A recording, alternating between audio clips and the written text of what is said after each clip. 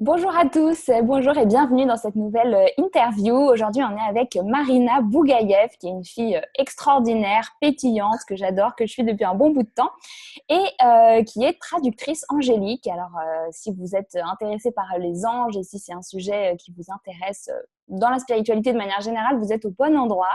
Vous allez passer un bon moment avec nous. On va discuter des anges, on va discuter de comment ils sont rentrés dans sa vie et on va discuter aussi de ce nouveau livre qui vient de sortir qui s'appelle Communiquer avec son ange gardien et kiffer sa vie, que j'ai eu le bonheur et le plaisir de lire juste avant qu'il paraisse et je me suis vraiment régalée. Donc Marina, bienvenue avec nous aujourd'hui.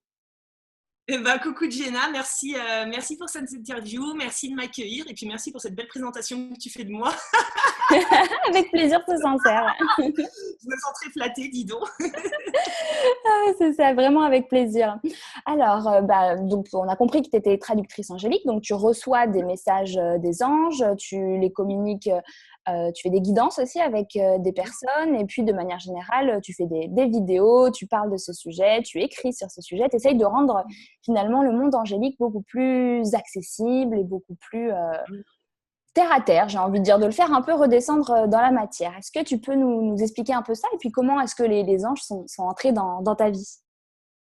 Alors, grande histoire tout ça. Alors, encore une fois, comme tu l'as expliqué, moi, mon truc, au-delà des guidances angéliques, au-delà de faire passer des messages des anges, c'est vraiment en fait de rendre ce domaine angélique, ce monde angélique accessible ici, pour qu'on puisse vraiment se connecter à notre guidance intérieure en utilisant ces énergies angéliques qui sont finalement nos potentiels, nos potes de là-haut, apprenant à se connecter à eux pour pouvoir vraiment éclaircir ce qui se passe à l'intérieur de nous. J'aime bien dire éclaircir, éclairer la caverne d'Ali Baba.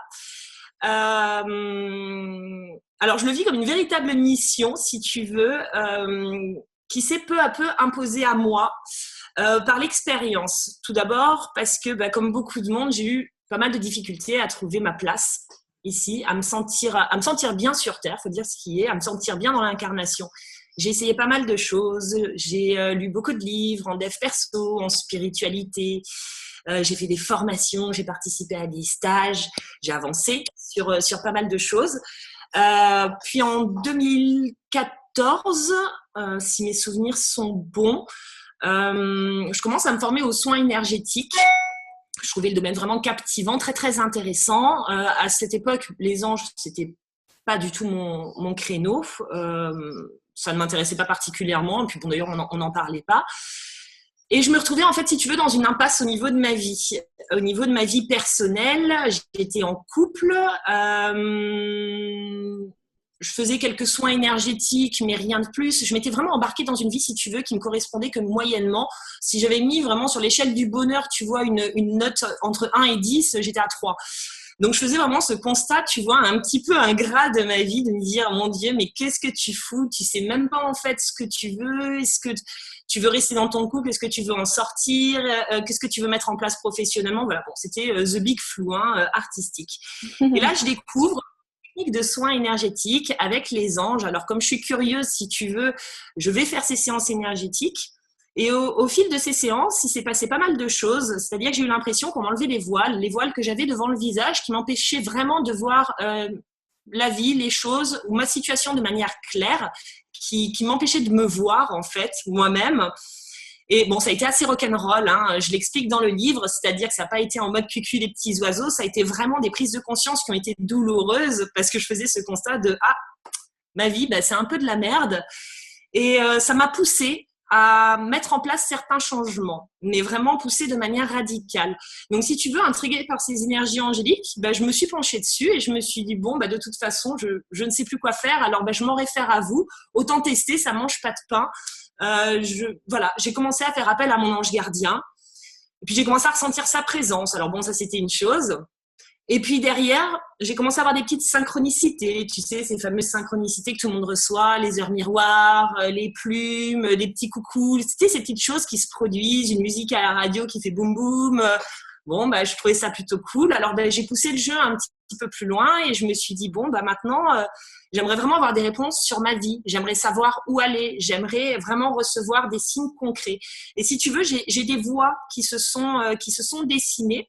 Et en suivant ces voies, sans trop me poser de questions, je me suis rendu compte que mon puzzle se mettait en place et que j'avais toutes mes réponses. Alors, quand je te parle de changement dans ma vie, par exemple, à un moment donné, ça s'est imposé à moi. Il a fallu que je quitte ma relation de couple parce que c'était pas bénéfique pour moi. L'idée, c'était de voyager, c'était de découvrir le monde, c'était de parler d'eux, parce que finalement, ça faisait des mois maintenant que j'expérimentais tout ce domaine angélique.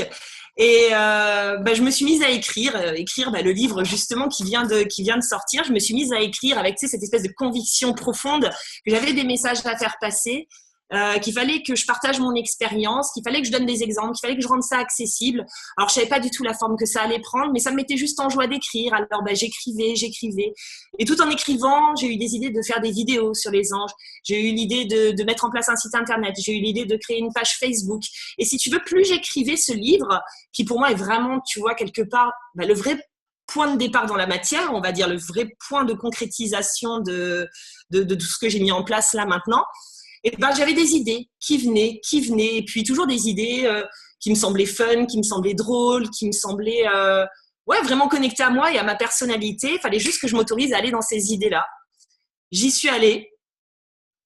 Et puis, ça a explosé. C'est-à-dire que plus j'allais, plus je suivais mes idées inspirantes, et plus je voyais que les gens réagissaient en face, et plus moi, j'avais de nouvelles idées. Et là, c'était comme si j'étais passée d'un cercle vicieux à un cercle vertueux. Alors, évidemment, ça demande un lâcher-prise absolu parce que, autant te dire que mon activité, je l'ai commencée il y a 2 ans et demi autour des anges.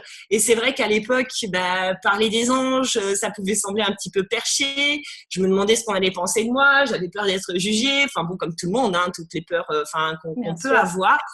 Et ça m'a demandé vraiment de faire confiance en la vie, en eux.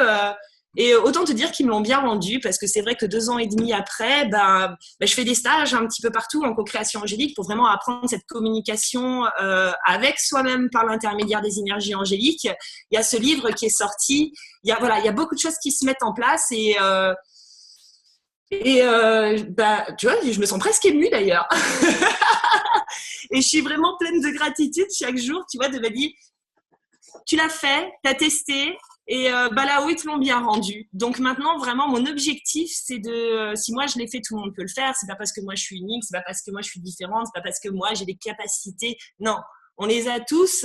C'est à un moment donné, il faut juste apprendre à s'y reconnecter et puis y aller. Donc c'est mon leitmotiv du moment, c'est vraiment apprendre à tout le monde à prendre son chemin, à se faire confiance, à faire confiance dans toute l'équipe lumineuse qui est là-haut et qui est vraiment là pour nous soutenir et nous guider. Et puis let's go, quoi, d'aller kiffer.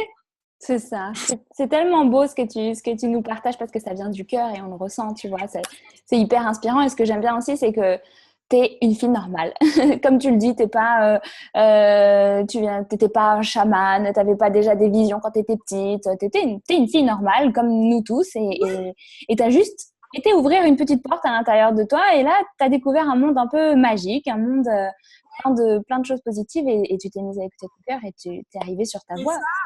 Et tu vois, là où j'ai envie de rebondir, c'est qu'à la fois, j'ai découvert un monde magique parce que ça me semblait vraiment magique dans le sens où j'étais tellement comme tout le monde, tu vois, enfermée dans mes préoccupations du quotidien, vraiment bloquée par mes pensées limitantes, par des croyances qui me disaient non, Marina, tu peux pas faire ci, non, tu peux pas faire ça. Ah, t'as 33 ans, tu vas quitter ton copain, tu pars voyager avec un sac à dos, tu veux même pas reprendre de logement, tu décides de vivre comme une nomade.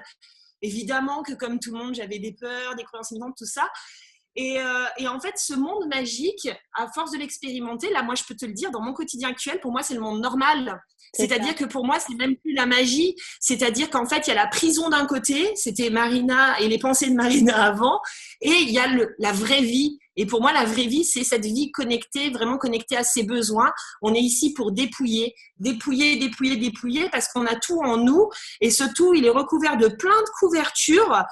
L'éducation, les transmissions, la société elle-même, tout ce qu'on nous apprend depuis qu'on est tout petit, il y a tellement de couvertures qu'on n'arrive même plus à savoir, à se voir, quoi. Et quand on apprend à les lever, et entre autres les énergies angéliques, elles peuvent nous aider, tu vois, nous donner un coup de boost pour ça, et on se reconnecte tout simplement à ce qu'il y a en nous, et franchement, c'est que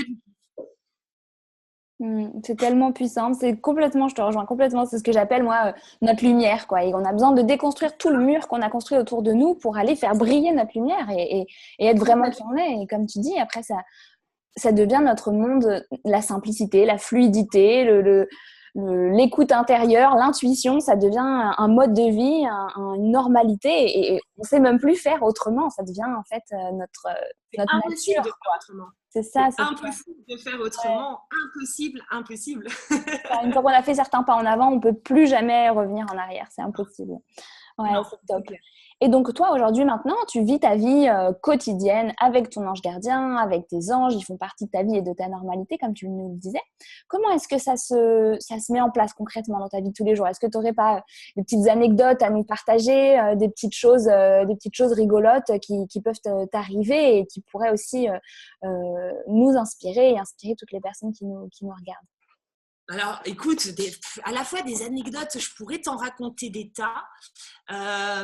Moi, ce que je trouve intéressant, c'est de comprendre comment ça fonctionne, en fait, les énergies angéliques, parce que vraiment, tu vois, en expérimentant ça, du coup, depuis quelques années, j'ai vraiment pigé un truc, c'est-à-dire que ces énergies, elles sont là pour appuyer sur certains boutons qui sont dans notre tableau de bord intérieur. C'est-à-dire que, en fait, en nous, on a tout. Sauf qu'il y a des boutons, bah, ils sont rouillés, donc on ne peut pas les tourner tout seul. Tu vois, par exemple, le bouton de la confiance en soi, bah, selon l'éducation que tu as eue, tu ne l'as pas forcément. Donc, tu ne peux pas le tourner tout seul. Ça pourrait être le bouton de la patience, du pardon, de la créativité. Et en fait, en faisant appel à ces énergies-là, elles viennent t'aider à tourner le bouton. Je te donne un exemple pour la créativité. Moi, je co-crée beaucoup avec l'énergie de l'archange Gabriel, qui pour moi, Gabriel, mais c'est mon poteau par excellence. C'est-à-dire que Gabriel, depuis le départ, c'est celui qui me donne les idées inspirantes. Pour moi, c'est lui qui a écrit ce livre, c'est lui qui a mis en place le site internet, c'est lui qui m'inspire dans toutes mes vidéos. C'est-à-dire, c'est une énergie. Elle vient activer la créativité en nous. Donc, par exemple, le matin, moi, quand je me lève, je vais dire, OK, Gabriel, bon, bah, ce serait cool que tu me donnes le thème de la vidéo du jour, quoi. Puis derrière, bah, je laisse poser. Je sais que je vais la recevoir, ma réponse, d'une manière ou d'une autre, que ce soit par ce que je vais voir sur les réseaux, par le biais d'une personne que je vais rencontrer, ou moi toute seule, d'un coup, une idée qui tombe et qui fait ting. Et souvent, ça se passe comme ça, c'est-à-dire que je vais balader mon chien, ma cloche, comme tous les matins. Et durant la balade, d'un coup, tac, j'ai une idée qui vient de nulle part. Et sur le coup, je me dis, ah, cool, tu vois. Et je me dis, bah ouais, c'est de ça dont je vais parler. Et même des fois, mon mental remet en question le truc en disant oh, tu vas pas encore parler de ça, c'est bon, les gens le savent. Ou oh non, je sais pas, j'ai pas envie. Oh non, non, c'est trop bébête. Ou enfin, bon, le mental, il juge de toute façon les idées inspirantes qu'on a. Toujours. Maintenant, j'ai laissé le mental de côté et à me dire bah non, bah, je vais dans l'idée, je fais confiance. Et ça fonctionne. C'est-à-dire que c'est toujours finalement le bon message au bon moment qui vient apporter quelque chose aux gens. Donc moi, ça passe beaucoup, je le vis comme quelque chose qui passe à travers moi et à travers mes inspirations. Par exemple, lorsque j'étais en couple et que ça ne fonctionnait pas avec mon ami de l'époque, je demandais beaucoup d'aide aux anges, qu'est-ce qu'il faut que je fasse, qu'est-ce qu'il faut que je fasse. Et franchement, plus je demandais, Jenna, et plus je me sentais mal. Mais je me sentais mal, mais mal. Tu sais, un ressenti intérieur, j'étais en colère, mon corps était fatigué, je passais mon temps à bâiller. Il suffisait que j'observe mon corps pour Pour avoir toutes les réponses. la réponse. Je l'avais la réponse. Sauf que j'avais du mal à accepter cette réponse parce que demander là-haut à ce qu'on nous éclaire la voie de l'intérieur, c'est bien, mais il faut être prêt à avoir les réponses. On n'a pas forcément les réponses qu'on attend, tu vois. Pour moi, c'était plus simple d'obtenir une réponse du style « T'inquiète pas, Marina, tu vas rester avec ». Tu vois. Sauf que non, tout me montrait le chemin inverse. Je me souviens, à la même époque, j'étais partie me promener et en fait, j'habitais au Maroc, donc il y avait des grands panneaux publicitaires un peu à la Bollywood, tu sais, avec la femme voilée, le mec beau gosse, et trucs comme ça, écrit en arabe.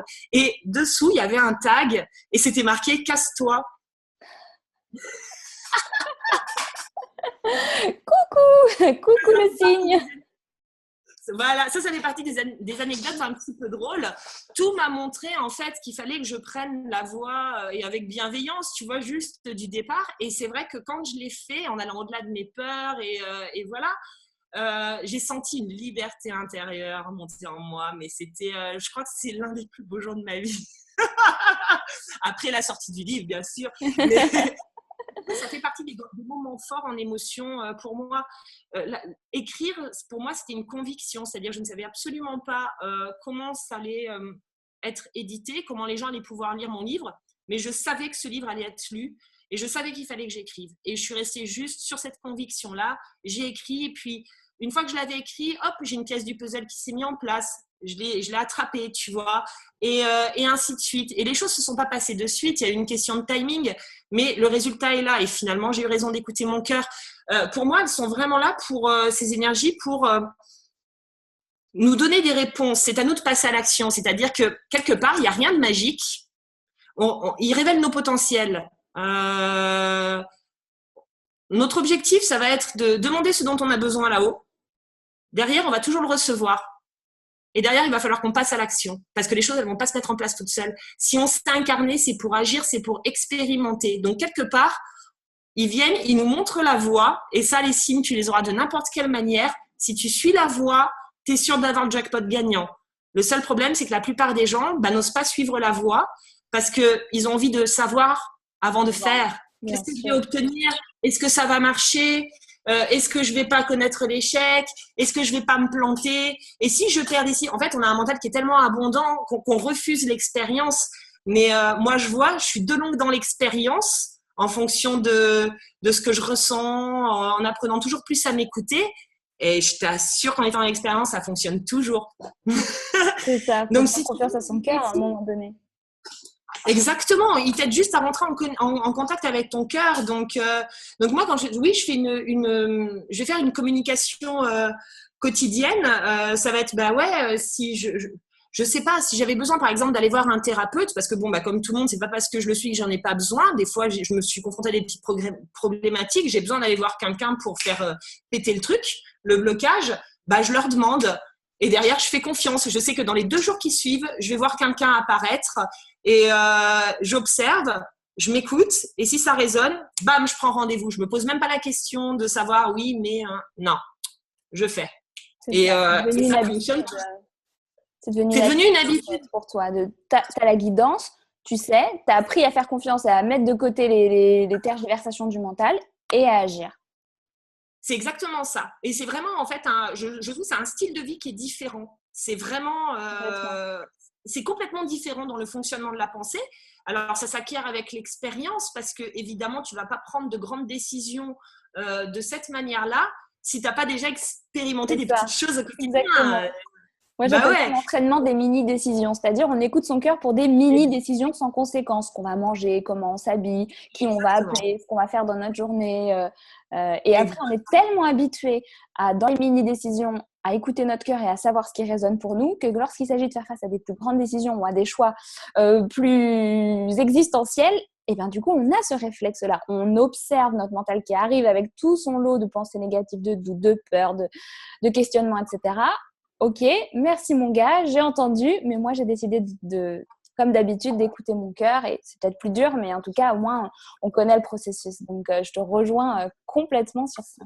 C'est complètement ça. C'est complètement ça et c'est pour ça que j'insiste souvent auprès des gens en leur disant testez sur des petites choses. Il n'y a que comme ça qu'on prend confiance sur des choses sans impact, sans importance, sans conséquences.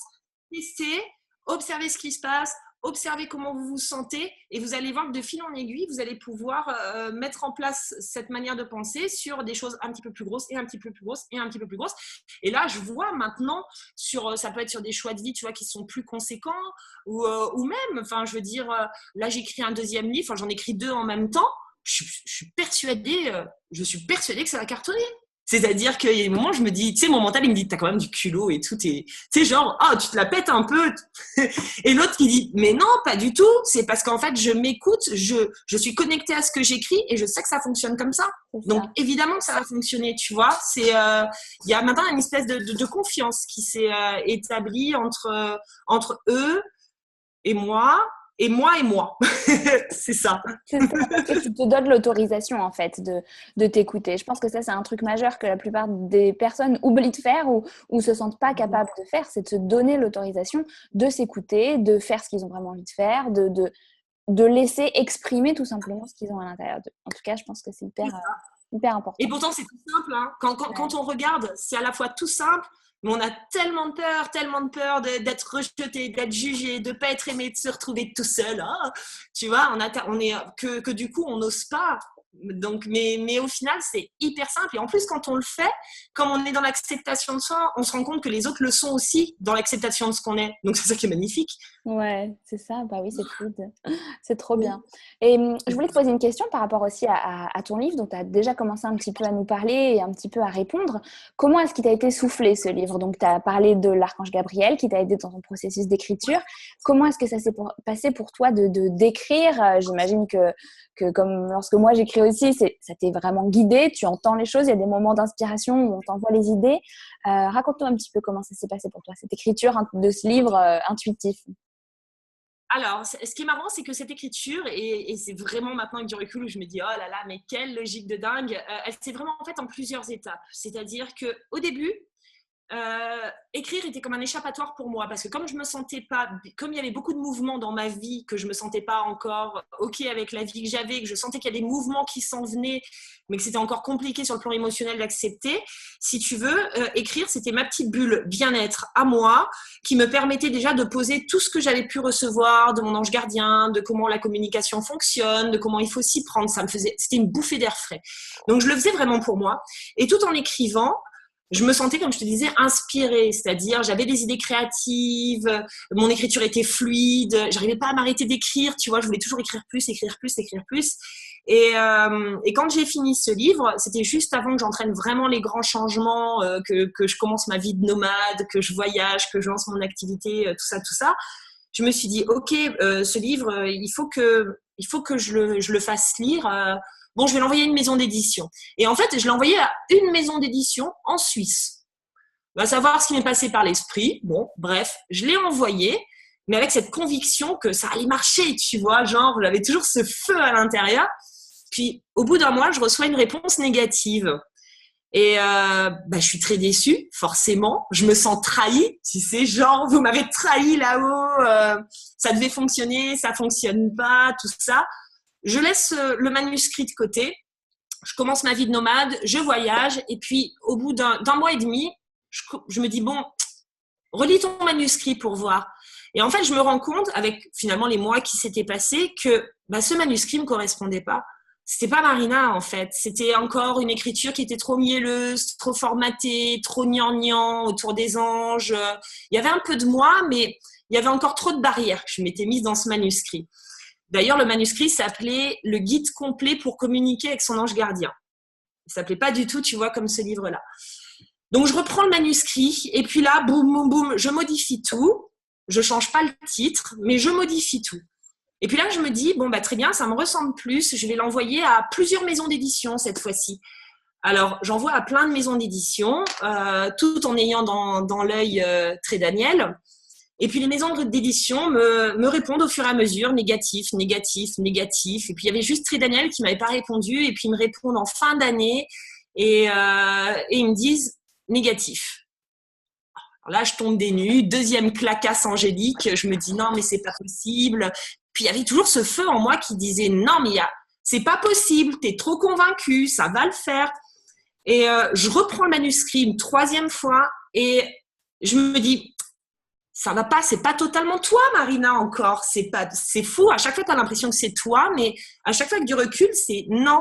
Et là, je change encore plein de choses. Et là, je change le titre. Je l'appelle Communiquer avec son ange gardien et kiffer sa vie.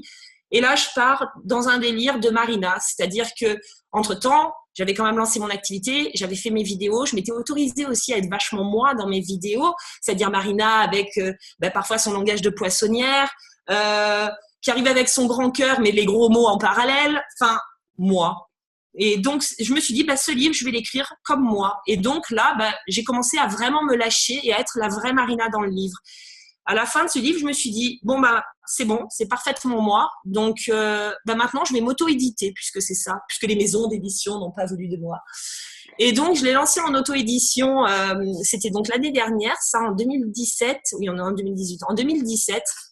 Là, il y avait beaucoup de gens qui me suivaient déjà à l'époque. Et le livre cartonne en auto-édition. Mais cartonne, tu vois. J'ai des super retours, les gens sont contents. Donc forcément, je suis contente. J'étais arrivée vraiment à mon but, c'était qu'il soit lu. Et à ce moment-là, quand même, je reprends l'un des exemplaires de mon livre et je me dis quand même, c'est pas possible. Je voudrais que ce soit lu, mais par encore beaucoup plus de monde, que ce soit dans toutes les librairies, que ce soit accessible. Et donc, du coup, j'ai pris mon livre, je l'ai foutu dans une enveloppe, j'ai écrit une lettre à l'arrache, mais vraiment à l'arrache parce que quelque part, j'avais pas d'attente, tu vois ce que je veux dire. J'étais déjà arrivée à lâcher prise totale en fait.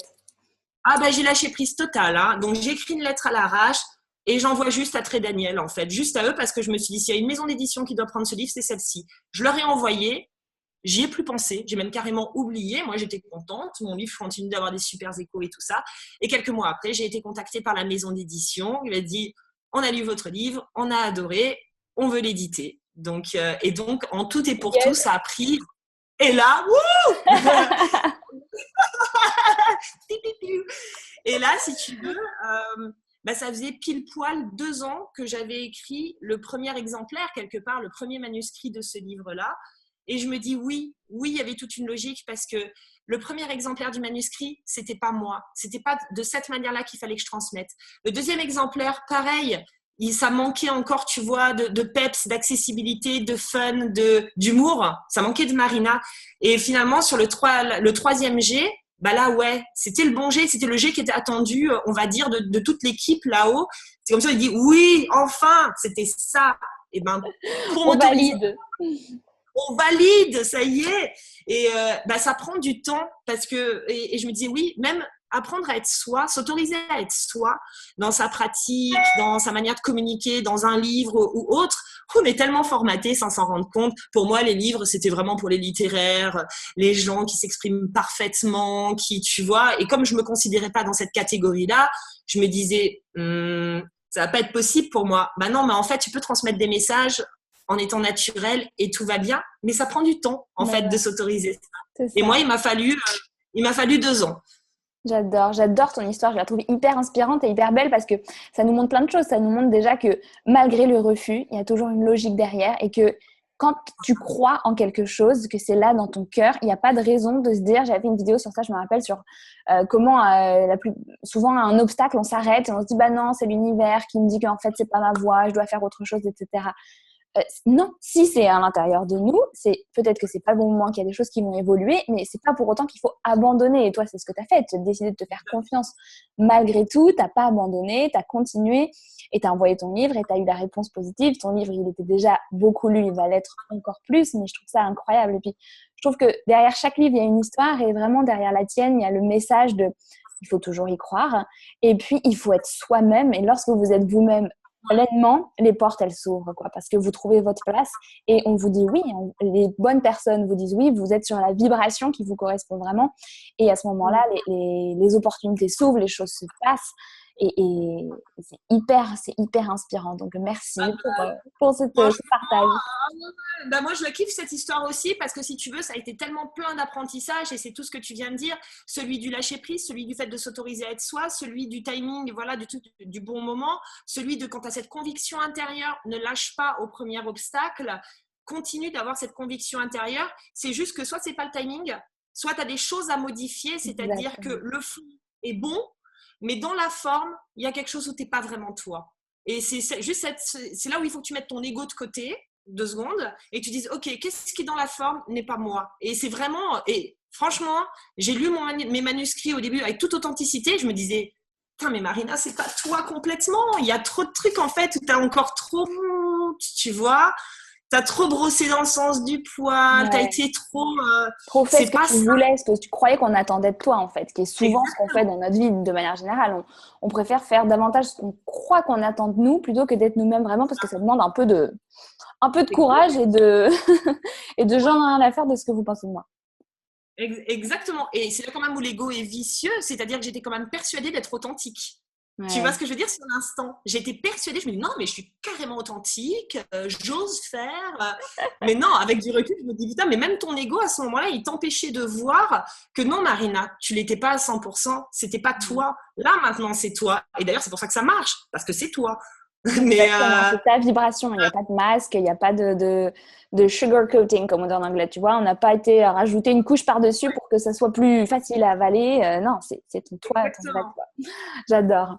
Est-ce que, avant qu'on se quitte, tu aurais un exercice pratique, un truc concret à partager avec nous pour qu'on puisse se connecter avec notre ange gardien, parce que c'est quand même ton truc. Alors, des exercices, t'en donnes plein et c'est tout un processus que tu partages dans ton livre. Est-ce que là, aujourd'hui, pour les gens qui nous regardent, si on avait une petite chose qu'on pouvait faire pour pouvoir se connecter, ne serait-ce qu'aujourd'hui ou cette semaine avec notre ange gardien, qu'est-ce que ça serait à ton avis? Alors, là, j'ai un truc qui me vient spontanément parce qu'effectivement, des exercices, il y en a plein.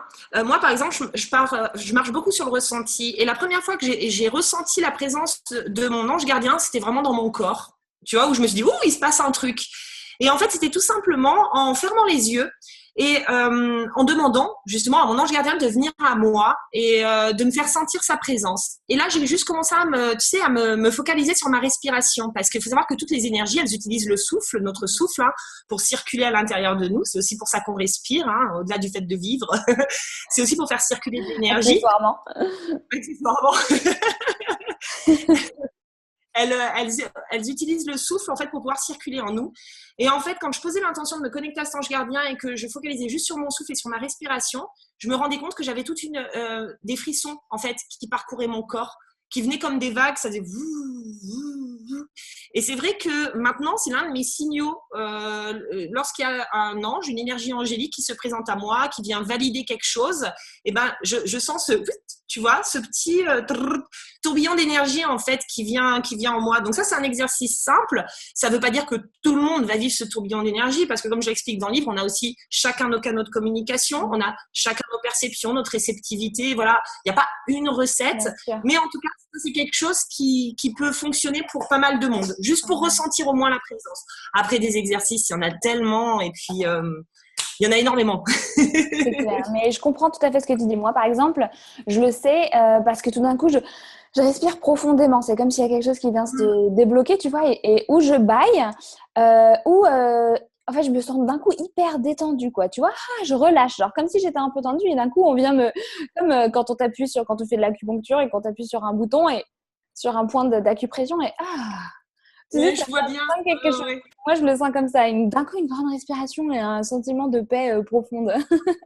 C'est C'est ça. hyper. Ok, donc merci pour cet exercice. Je vous invite à le faire dès que vous avez fini de regarder cette interview ou même si vous avez envie de faire pause. Vous faites une petite demande à votre ange gardien, vous faites pause et vous lui demandez de se présenter à vous dans votre corps, dans votre ressenti et faites attention à ce qui se passe à l'intérieur de vous. Écoute Marina, merci, j'ai passé un excellent moment avec toi et puis j'ai passé aussi un excellent moment lorsque j'ai lu ton livre qui était, je me suis régalée, je l'ai lu hyper rapidement, je l'ai lu en 2 ou 3 fois je crois, tellement je me suis amusée à le lire. C'est un livre qui est léger mais qui en même temps profond, qui est plein d'exercices pratiques et qui est aussi, comme on l'a dit, qui est authentique, c'est-à-dire que dans la forme d'expression, il est comme toi. Il est à l'image de ton âme que je vois qui est, je la sens vraiment qui est pétillante, qui est bubbly, tu vois, il y a plein de petites bulles qui remontent à la surface, tu vois, c'est comme ça que je le ressens et c'est à la fois c'est drôle, à la fois ça donne des messages importants, c'est très inspirant et puis ça rend les choses beaucoup plus accessibles, normales et ça fait du bien franchement. Donc merci d'avoir écrit ce livre et puis Merci à toi, Gina, je t'en prie. Pareil, ton énergie. Oui, on est là, excusez-nous, hein, c'est le moment où on se congratule un peu. Une petite tape sur l'épaule, ça fait du bien de temps en temps, ça fait du bien à la confiance en soi. Ça fait du bien. Non, vraiment, non, merci à toi de m'avoir proposé ce partage, cet échange. Merci pour ton énergie et puis voilà ton dynamisme aussi et ce côté pétillant. C'est marrant parce que je le vois aussi chez toi. Donc, tu vois comme quoi, miroir, mon beau miroir. Hein, c'est exactement voilà, ça. En tout cas, merci pour tous tes partages. C'était top, c'était un beau moment qu'on a passé ensemble et puis je suis sûre qu'il y en aura d'autres, que notre collaboration ne s'arrêtera pas ici. En attendant, moi je te fais des gros bisous et je vous remercie à tous de nous avoir écoutés et bonne route avec votre ange gardien. Merci. À bientôt.